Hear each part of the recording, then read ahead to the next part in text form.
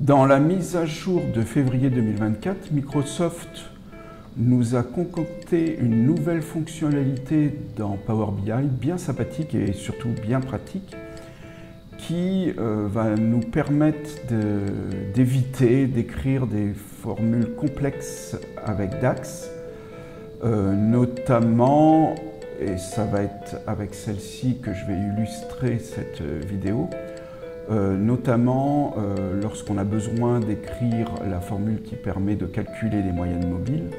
Je peux vous montrer une formule exemple ici. Alors bon, elle n'est pas non plus d'une difficulté rédhibitoire, mais il faut toujours se creuser un tout petit peu la tête pour pouvoir le faire. Et désormais, vous allez pouvoir utiliser cette fonctionnalité de moyenne mobile sur certains graphiques, alors notamment les graphiques en courbe, comme vous voyez ici, avec ce qu'ils ont appelé un calcul visuel. Alors certains visuels ont cette propriété, d'autres pas encore, et puis d'autres probablement jamais, parce que peut-être que ça ne sera pas approprié à tous les types de visuels. Alors je vais vous montrer comment ça fonctionne. Ici nous avons donc un graphique en courbe qui permet de voir l'évolution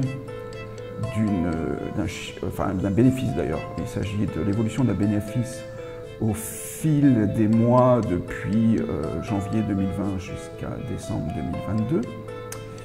Et pour ce faire, il faut sélectionner le visuel, ce qui est déjà le cas ici.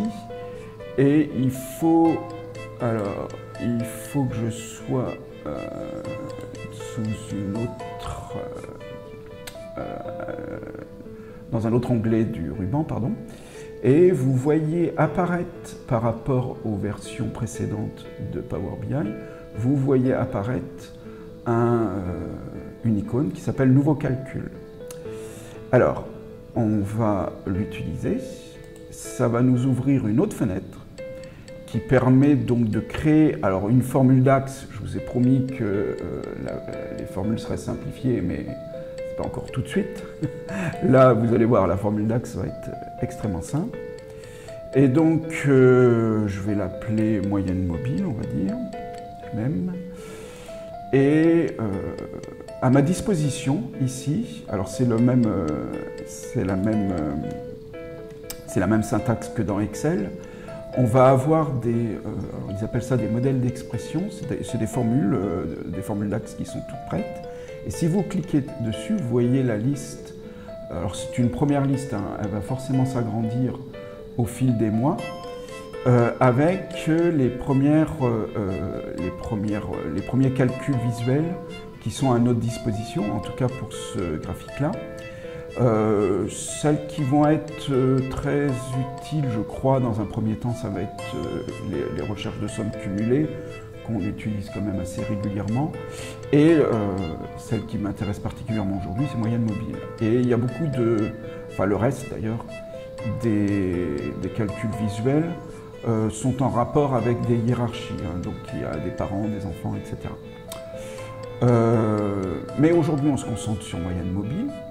Alors là, on m'invite, IntelliSense m'invite à remplacer le champ, alors ça va être le bénéfice, moi je veux le bénéfice, donc je mets, alors c'est une mesure ici en l'occurrence, et là c'est la fenêtre temporelle qui va permettre de calculer la moyenne mobile sur un certain nombre de mois, alors ça dépend de l'unité. Là je vais mettre une moyenne mobile sur 12 mois, on va dire. Bon, c'est pas le propos de la vidéo de comprendre la fenêtre temporelle. Et là, je vais... Donc là, ça y est, c'est tout. Ma formule DAX se limite à la compréhension de Windows Size, en fait, là, en gros. Je fais entrer, et alors, vous voyez apparaître la moyenne mobile, pour ceux qui connaissent. Donc, elle permet d'observer une tendance à la hausse du bénéfice, mais une légère baisse les derniers mois, ce qui était un petit peu moins flagrant quand on avait la vue du chiffre d'affaires mois par mois. Et vous voyez ici, vous avez la requête qui est établie avec une table Et donc ma moyenne mobile apparaît donc dans une nouvelle colonne ici, ce qui me permet de voir les valeurs donc des points qui apparaissent sur la courbe bleue. Si je retourne au rapport, ici, la courbe est bien, elle reste maintenue bien entendu, et vous voyez ici que sur l'axe Y est rajoutée cette moyenne mobile avec l'icône de calcul visuel,